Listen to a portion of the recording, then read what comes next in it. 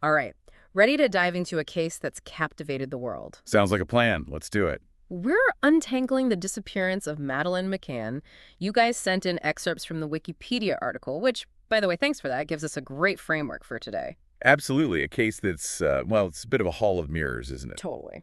Witness accounts, police procedures, the media circus, the whole 9 yards. But to really pick this apart, we got to rewind back to 2007. Picture this. May in Praia da Luz, Portugal. You're the McCann family, you're on vacation, soaking up the sun. Sounds idyllic right up until it isn't. Because right in the middle of this peaceful vacation, 3-year-old Madeline vanishes from her bed.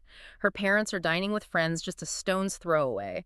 And that detail, leaving the kids alone, man, it ignited a firestorm.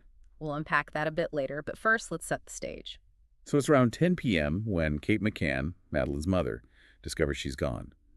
Frantic search begins, and this is where those crucial golden hours come into play, that initial time frame that's absolutely vital in a missing person case. You always hope those critical hours go off without a hitch. Right, you'd hope so.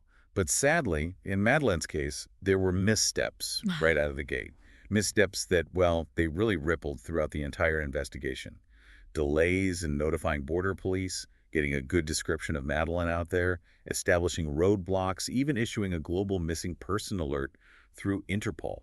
Hold on, it took days to get Interpol involved. We're talking about a 3-year-old child here. I mean, come on. 5 days to be exact. Precious time, just slipping away. And that's not all. The scene itself, Madeleine's bedroom, it wasn't secured properly. Wait, you mean evidence could have been compromised? Let's just say the levels of care you'd expect in a potential abduction, it wasn't there. Reports suggest people, lots of people, besides just the McCanns, were in and out of that apartment before it was sealed off. And that lack of control, well, it would come back to haunt the investigation. It's crazy, isn't it? I mean, you'd think with a case this big, they'd be extra careful about the scene. You'd hope so, right? But yeah, the pressure was on, the media was swarming the place. It was a recipe for, well, mistakes. And wasn't this also when that British-Portuguese guy, Robert Murat, became a suspect? Yeah, Robert Murat. He lived nearby, and he quickly became the focus of the investigation. Multiple witnesses placed him near the McCann's apartment around the time Madeleine disappeared. So, obviously, he's public enemy #1 at that point. Oh, absolutely. The scrutiny on him was immense. But, and this is important, Murat always insisted he had nothing to do with it, and despite searches of his property, questioning, the whole 9 yards, nothing concrete ever linked him to Madeleine's disappearance. Still, that kind of suspicion, it sticks with you. Especially with the media and all. Totally. And the media attention on this case, it was like nothing we'd seen before. I mean, remember, this is 2007, pre-social media explosion. But even then, the 24-hour news cycle, the tabloids, they were a force to be reckoned with. Latching on to every little detail, every theory. And the McCanns themselves, they became almost as much of a story as the search for Madeleine. They hired PR, held press conferences, even met the Pope. Yeah, I remember those images. Pleading for their daughter's return. It was heartbreaking. And you know, some people saw it as a way to keep Madeleine's case in the spotlight, which it definitely did. But others, they weren't so sure. They started questioning the McCanns' motives. And sadly, the scrutiny, the whispers, the rumors, it all kind of snowballed. And the Portuguese police, they actually shifted their focus onto the McCanns themselves. Wait, you're telling me the parents of this missing child, they became suspects? How is that even possible? It's a tough pill to swallow, but you have to consider the pressure those investigators were under. Everyone's looking for answers. They're getting info from all these different, often conflicting sources. And let's not forget that whole compromised crime scene issue. It made establishing a clear timeline incredibly difficult. Right, right. And this is where those sniffer dogs come in, right? That was a huge deal at the time. Yeah, the sniffer dogs, trained to detect human remains. They became a big part of the story and a major source of controversy. Because they picked up a scent in the McCann's rental car. They did. But, and this is crucial, that car was rented 24 days after Madeleine disappeared. Okay, yeah. Now that you mention it, that does seem a little thought off. Right. It throws that whole scent detection thing into question.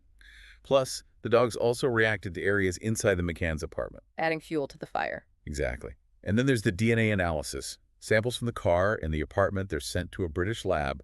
And the results, well, they were complicated, to say the least. Ultimately, the Portuguese authorities, they kind of misinterpreted them. Misinterpreted? How so? The lab report, it was pretty technical, but basically it suggested a possible DNA match to Madeleine, but with a big caveat. The sample was too complex for a definite conclusion. Contamination was a real possibility. It's a lot of uncertainty. A lot.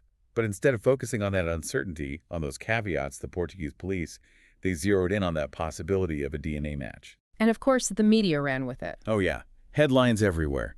DNA evidence proves. You know, the drill. But the science wasn't that clear-cut.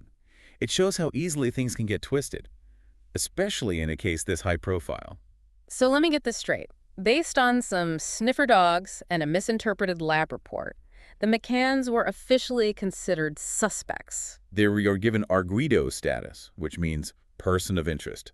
Not a formal charge, but a big escalation nonetheless. The pressure they must have been under, it's unimaginable. Not only have they lost their daughter, but now they're implicated in her disappearance. It's just awful.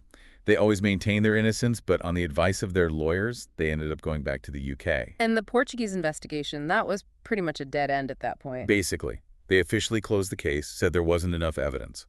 But for the McCanns, the damage was done. Because even when you're cleared officially, the court of public opinion, it's a whole different story. Sadly, that's often the case. And to make matters worse, you had Gonçalo Amaral. He was the lead Portuguese detective, right? The Yeah. one who wrote that book accusing the McCanns. That's the one. His book, Maddie, The Truth of the Lie, it came out right after the case closed, and it just poured gasoline on the fire. Adding another layer to an already tragic and confusing story. But even with the case closed in Portugal, it wasn't over, was it? Not by a long shot.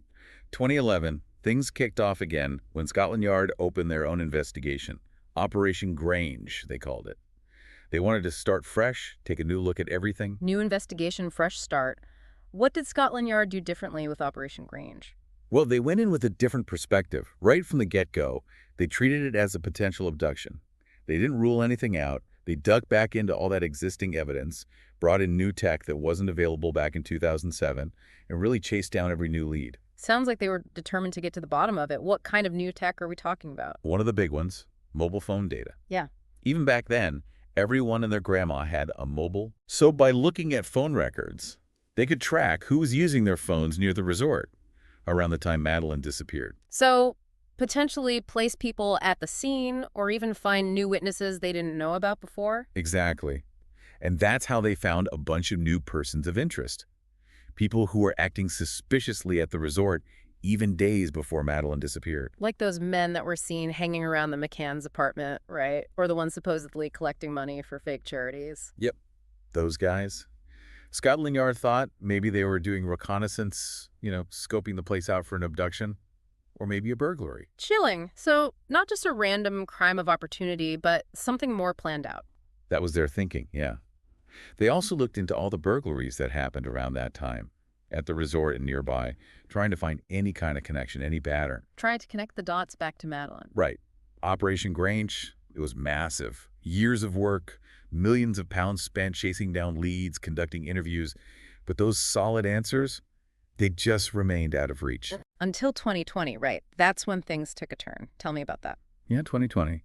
German authorities named Christian Bruckner as their main suspect. And Bruckner, he wasn't just some nobody. Wasn't he already in prison? He was, serving time for raping a 72-year-old woman in the Algarve, same region where Madeleine disappeared. So, definitely in the right area at the wrong time. And it gets worse.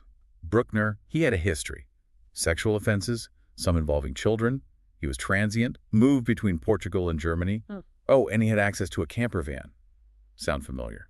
Like the one witnesses described seeing in Praia de Luz. Bingo. And get this, they found phone records that put Bruckner near the McCann's apartment the night Madeleine vanished. They even found evidence linking him to those burglaries we talked about. So right place, right time, possible motive, opportunity, it's all there. It does seem that way, yeah. But here's the thing. Even with all that, he hasn't been charged with anything related to Madeleine. Seriously, I mean, how? They have all this evidence. Why isn't he on trial? It's tricky. Jurisdictional stuff, since he's German and in a German prison. They need airtight evidence, something that'll fly in both German and Portuguese courts. So the waiting game continues. It does. In fact, just last year, 2023, they were searching near this dam in Portugal, the Arade Dam. Based on some new info about Bruckner, they found stuff, but nothing conclusive yet. It's a case that just won't quit, even after all these years. So many twists and turns. It really is the definition of a mystery. What happened to Madeleine McCann that night? Nobody knows for sure. It's a question that still haunts investigators and the public, everyone. From the mistakes made early on to the media frenzy to this new suspect, Christian Bruckner, it's a lot to process. No doubt. I think this case really highlights how complicated these investigations can be, how vital those first few hours are, how easily evidence can be misinterpreted, and the incredible power of the media, for better or worse. And sometimes, even with everyone's best efforts, those answers, they just stay hidden. Yeah, it makes you think. What happened to Madeleine? We may never know for sure. It's a story that stays with you. It really does. Well, that's about all the time we have for today. A huge thanks to our expert for guiding us through this incredibly complex case. Thanks for having me. It's been a journey. And to everyone listening, thanks for joining us on this deep dive. Don't forget to check out the show notes for more info on this case and many others. Until next time.